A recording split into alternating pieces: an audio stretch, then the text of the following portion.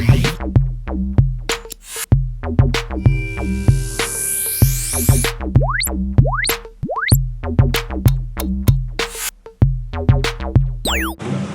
bonjour à toutes et à tous, rebonjour. Je me représente pour les jeunes lycéens qui viennent d'arriver. Donc je suis Samir Jamil, je suis professeur des universités à l'Université de Franche-Comté. J'enseigne à l'université et je suis chercheur au laboratoire Femto-ST qui est localisé en partie à Belfort. Donc je vais vous faire une présentation sur l'hydrogène énergie avec ses applications, transport et stationnement. Donc voici le sommaire que je vous propose. Dans un premier temps, le positionnement et les problématiques liées à l'hydrogène, au climat actuel, notre histoire sur l'hydrogène à Belfort, et puis les quelques projets forts. Donc, je vais passer rapidement sur la situation climatique mondiale. On a parlé ce matin et cet après-midi au travers des différentes présentations. On sait que les émissions de gaz à effet de serre actuellement contribuent au réchauffement climatique et ont un impact non négligeable sur l'augmentation de la température à la surface du globe, environ 1 degré en un siècle, et ce qui nous amène à des conséquences assez catastrophiques, tant en termes de déforestation, de biodiversité, de fond des glaces, des eaux, encore de catastrophes naturelles. Donc c'est tout un système énergétique mondial qui est à revoir. Il est nécessaire évidemment de diminuer ces émissions de gaz à effet de serre, de diminuer la consommation, notre consommation énergétique, de fait stabiliser le réchauffement climatique, et pour cela il va falloir diversifier les sources d'énergie primaire qui sont essentiellement aujourd'hui basées sur les énergies fossiles, donc émettrices de gaz à effet de serre, et donc développer les énergies renouvelables.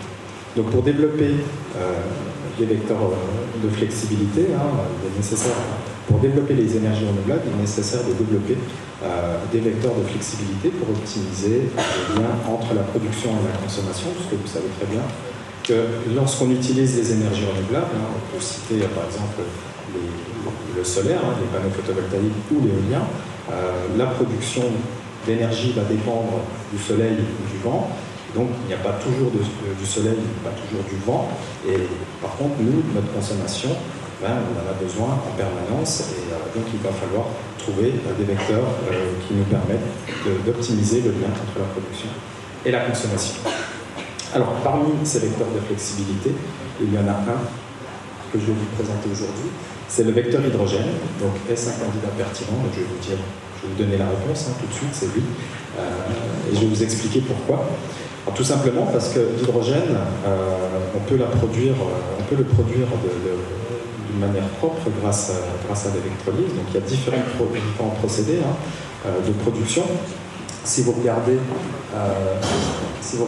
ce graphe, la partie haute du graphe, vous voyez que la production d'hydrogène peut être faite soit à travers d'énergie fossile, donc c'est un sous-produit de la combustion du charbon ou du gaz naturel, mais là on va avoir des émissions de gaz à effet de serre, soit on va utiliser des énergies renouvelables, donc on va utiliser l'électricité que produisent les énergies renouvelables pour faire de l'électrolyse de l'eau.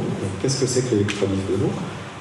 On va utiliser la molécule H2O et on va utiliser une énergie, donc qui est une énergie électrique ici propre, pour casser cette molécule et donc la séparer en H2, hydrogène, dihydrogène et oxygène. Donc on va avoir H2 et O2 séparés, et on va pouvoir utiliser l'hydrogène pour produire de l'électricité ou de la chaleur ou une énergie mécanique, on va le voir tout à l'heure, et puis l'oxygène, on peut en avoir besoin aujourd'hui, surtout après la pandémie, on s'est rendu compte que l'oxygène était quand même important et qu'on pouvait l'utiliser pour des applications autour de la santé.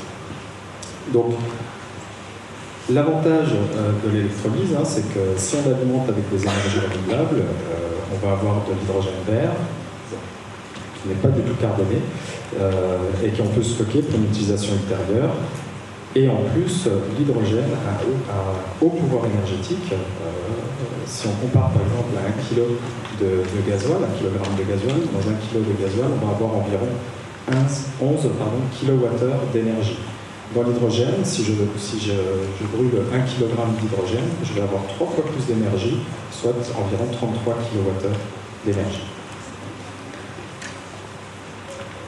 Une fois que j'ai produit mon hydrogène, je vais pouvoir le stocker pour une utilisation ultérieure.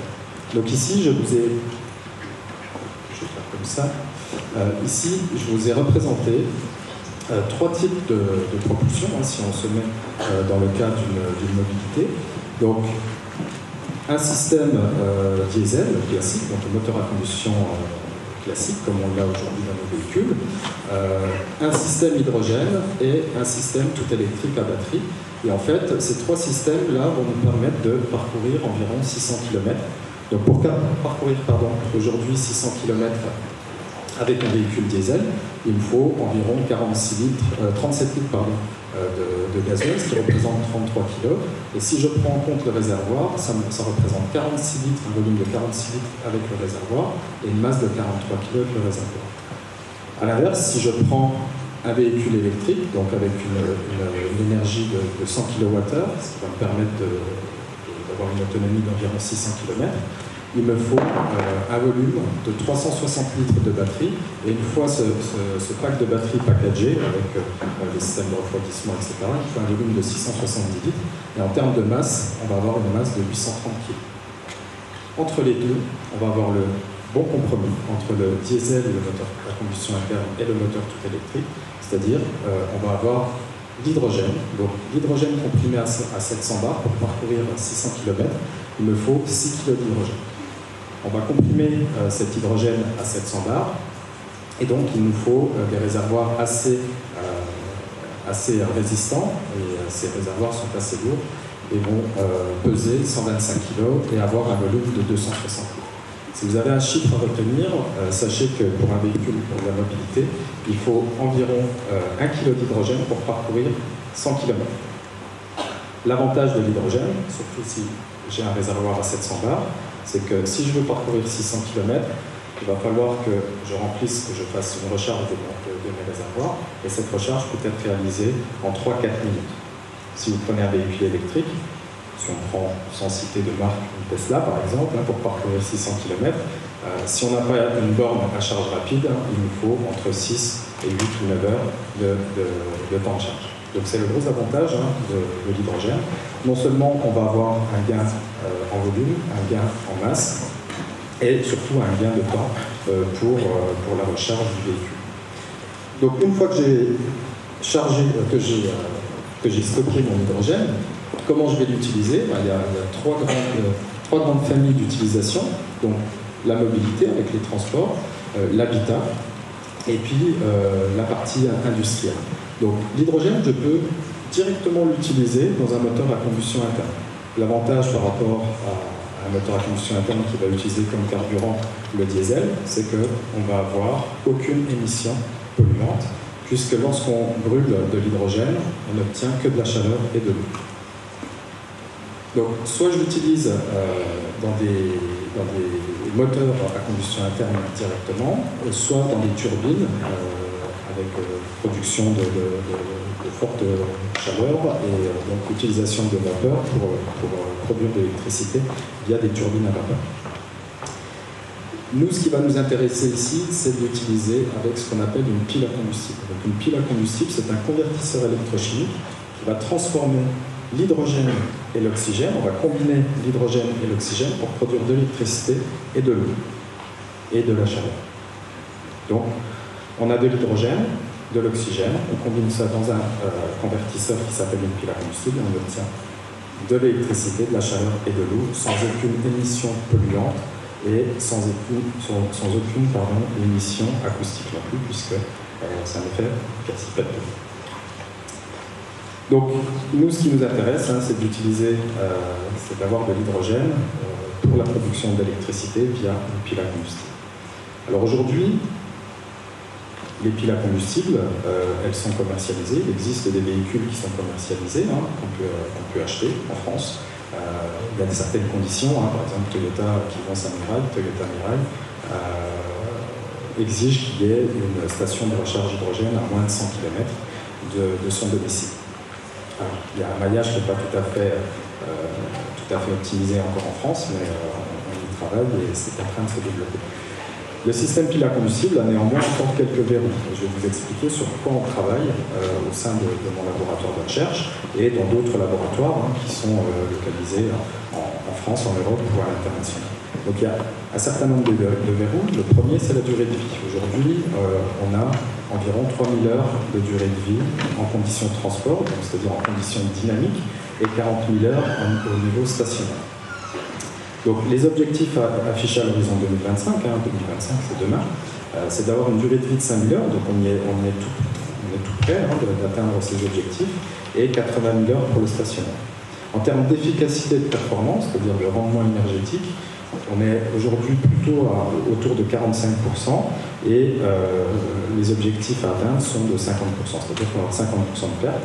Si on produit 1 kW d'électricité, on va produire 1 kW de chaleur. Donc c'est très intéressant pour des applications stationnaires, on le verra tout à l'heure, pour des applications transport un peu moins, mais on est en mesure de valoriser la chaleur produite. Pour le coup, aujourd'hui, on a à peu près 1 000 € du kilowattheure électrique pour le transport et 3 000 € pour le stationnaire. Et les objectifs à atteindre, c'est d'avoir un coût de 50 € du kilowattheure pour le transport et 1 000 € du kilowattheure pour le stationnaire. Alors, comment en arriver là? Nous travaillons évidemment sur des activités de recherche, notamment pour augmenter la fiabilité. J'ai pas changé de slide, pardon. Merci. on travaille sur la fiabilité et la durée de vie avec des recherches en cours. On parle beaucoup d'intelligence artificielle, on utilise beaucoup d'intelligence artificielle pour optimiser cette durée de vie. Pour les coûts, c'est assez simple. En fait, il va falloir automatiser les process et lorsqu'on va avoir un marché de masse avec une production de plus de 300 000 unités par an, on va pouvoir réduire ces coûts. Enfin, il y a l'acceptabilité sociétale. Ça, c'est un sujet. Nous travaillons avec des sociologues notamment sur cette partie, puisque l'hydrogène est une énergie qui est assez méconnue. Et lorsqu'on parle d'hydrogène, très souvent, on parle des catastrophes du siècle dernier liées à l'hydrogène, mais c'est plus le cas. Aujourd'hui, on maîtrise l'hydrogène. Il y a des réglementations qui commencent à arriver, donc nous travaillons pour cela, pour cette acceptabilité sociétale avec les sciences humaines et sociales. Alors, notre histoire, aujourd'hui, à Belfort, nous avons débuté les travaux sur l'hydrogène. C'était une volonté politique ex nihilo de Jean-Pierre Chevènement, à l'époque, qui était maire de Belfort et ancien ministre, de développer une activité hydrogène à Belfort. Et donc, c'est ce que nous avons commencé en 1999 à 5. Donc, il y avait un professeur d'université, 2 enseignants-chercheurs, un ingénieur et puis un jeune stagiaire, c'était moi, qui avons commencé à travailler sur ces activités hydrogènes au sein de notre laboratoire de recherche. Et puis, comme vous le voyez, nous avons une évolution exponentielle avec en 2002 la livraison de la plateforme Hydrogène Énergie, donc à Belfort, qui est la plus grande plateforme Hydrogène Énergie en Europe, la plateforme académique, avec plus de 2000 m² de moyens d'essai. Donc des moyens d'essai qui vont de tests de piles à combustible de quelques dizaines de watts qu'on va retrouver dans des applications légères telles que des bicyclettes, jusqu'à plusieurs centaines de kilowatts qu'on va retrouver dans des engins lourds ou encore dans des locomotives pour le fret ferroviaire. Alors, nous nous sommes structurés au fur et à mesure, donc accompagnés aussi des industriels, des collectivités. On a réussi à avoir un maillage régional assez intéressant et puis un écosystème autour de nos activités de recherche pour arriver en 2020. Aujourd'hui, en 2023, bientôt, nous sommes 180 à travailler sur les activités hydrogène à Belfort. Donc pour développer ces activités, évidemment, il était nécessaire d'avoir des financements. Donc, il faut savoir que dans les années, la fin des années 60, début des années 60, jusqu'au début des années 70, il y avait chez Alstom, à Massy, en région parisienne, des chaînes de production piles à combustible. Donc on voit ici des photos. Ce sont des photos de l'INA. Il y a aussi des reportages sur des archives sur l'INA qui nous montrent des chaînes de production de piles à combustible pour développer l'activité, la mobilité, en tous les cas, chez Alstom. Il y a eu un peu de lobbying qui est passé par là, des pétroliers certainement, ce qui fait qu'après les années 70, il ne s'est plus rien passé, jusqu'au début des années 2000, où il a commencé à y avoir de nouveaux financements qui émanaient de notre gouvernement. Et puis, au début des années 2010, de forts investissements au niveau de l'Europe. Et aujourd'hui, nous avons des budgets qui sont tout à fait conséquents. Et je vous rappelle qu'en 2021, il y a eu le plan de relance du gouvernement français avec 9 milliards d'euros pour le développement de l'hydrogène sur notre territoire. Donc si je passe à quelques projets phares, donc je vous ai dit, plus de 20 ans de travaux à Belfort sur les activités hydrogène, donc c'est une success story. Donc nos premières activités en 99, en 2009, premier gros succès, on va dire, avec le plus gros véhicule français qui embarquait une pile à combustible de 80 kW, 80 000 watts. Donc c'est un véhicule que nous avons développé avec la Direction Générale de l'Armement. En 2011, premier véhicule qui a été homologué pour rouler, véhicule à hydrogène, évidemment, pour rouler sur route ouverte en France. En 2014, premier déploiement d'une flotte captive. Vous avez peut-être entendu parler, vous avez vu à la télé ces véhicules de la Poste, des quadricycles hydrogène, donc des véhicules Mobipost. En 2018, on s'est lancé aussi dans une autre aventure avec la décarbonation des data centers. On utilise beaucoup de groupes électrogènes diesel lorsqu'il y a des coupures électriques sur les data centers. Et donc pour éviter la perte de données, les data centers utilisent des groupes diesel, électrogènes diesel. Alors le problème, c'est que évidemment ça pollue, mais en plus ça coûte très cher en termes de maintenance et ça ne démarre pas toujours du premier coup. Donc aujourd'hui, en 2018, nous avons développé un projet qui nous a permis de remplacer ces groupes électrogènes diesel par des groupes électrogènes à hydrogène, donc sans émissions polluantes et qui préservaient notre planète. En 2019, petit record historique, un petit record mondial, on va dire, avec la première semi-remorque frigorifique à hydrogène. On a remplacé le groupe moteur diesel qui alimente le groupe froid de la semi-remorque frigorifique par une pile à combustible et des réservoirs hydrogène qu'on va retrouver à ce niveau du châssis de la semi-remorque. Donc nous avons d'autres projets qui sont en cours. Je n'ai pas remis à jour cette success story, mais l'histoire continue. Alors, sur ce projet, je fais un petit focus. C'est un défi qui a été relevé par le système énergie de Rhôde. Ce projet s'appelait Rhôde. Donc l'objectif, c'était d'avoir zéro pollution avec 3 jours d'autonomie pour le groupe froid et évidemment pour que ce groupe froid et cette semi-remorque soient totalement silencieuses. Donc pour en arriver là, on a travaillé avec notre laboratoire de recherche EFCLab, qui a permis l'intégration de piles à combustible, de batteries et du stockage hydrogène in situ sur la remorque. Vous voyez ici une photo du châssis. Et puis, donc nous avons travaillé pour cette intégration avec une société belfortaine que je vous décrirai tout à l'heure, qui s'appelle H26. On a beaucoup parlé de mobilité, on développe aussi des projets stationnaires. Donc là, je fais un focus sur un projet qui s'appelle RECIF. Donc c'est un projet qu'on développe avec l'Université de la Polynésie française. Donc RECIF, c'est l'acronyme de micro-réseau isolé de cogénération intelligente d'électricité et de froid.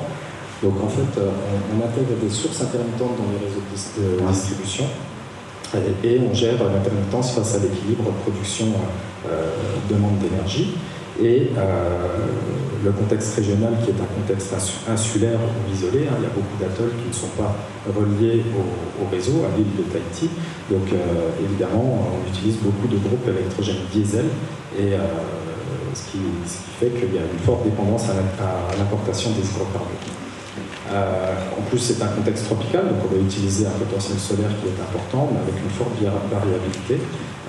Ce qu'il faut savoir, c'est que, je vous ai dit, une pile à combustible, on va produire de l'électricité et de la chaleur. Mais en Polynésie française, on n'a pas besoin de chaleur, on a plutôt besoin de froid pour les climatisations. Et il y a une importante consommation d'énergie liée à la production.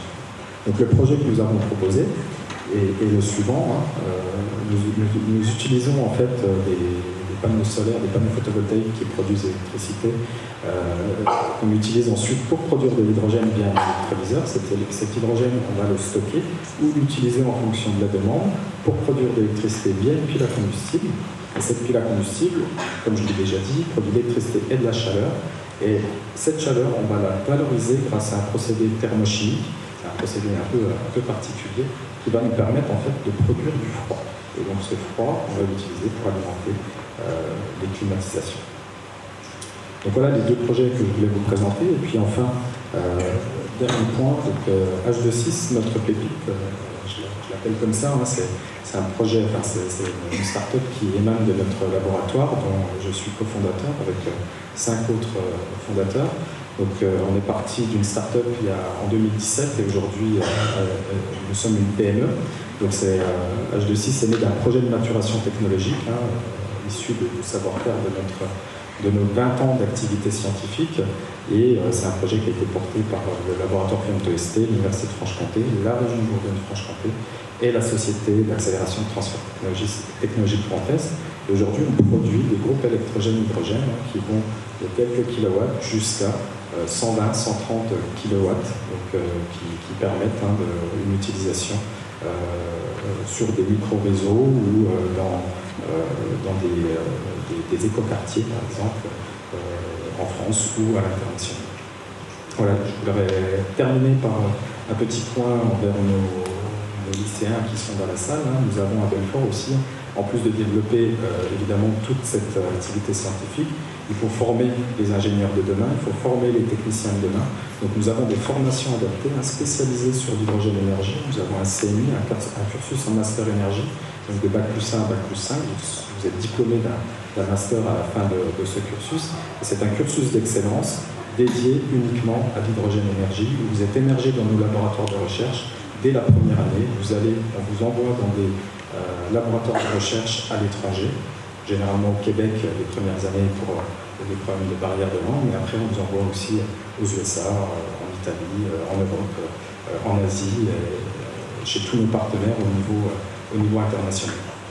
Nous formons aussi, nous avons une nécessité de former des cadres intermédiaires, des techniciens, puisque à Belfort, on demande de grands donneurs d'ordre, notamment la Gigafactory McPhy qui va s'implanter sur le territoire de Belfort avec 400 emplois à la clé. Donc nous nous efforçons aussi à offrir des formations à un niveau bachelor, BUT, Bachelor Universitaire de Technologie, à niveau Bac+. Enfin, si vous voulez plus d'informations, je remercie Nathalie Lioc de l'Agence économique régionale de Bourgogne-Franche-Comté qui a apporté un certain nombre de documents sur l'hydrogène qui sont situés au fond de la salle et n'hésitez pas à aller vous servir. Je vous remercie pour votre attention.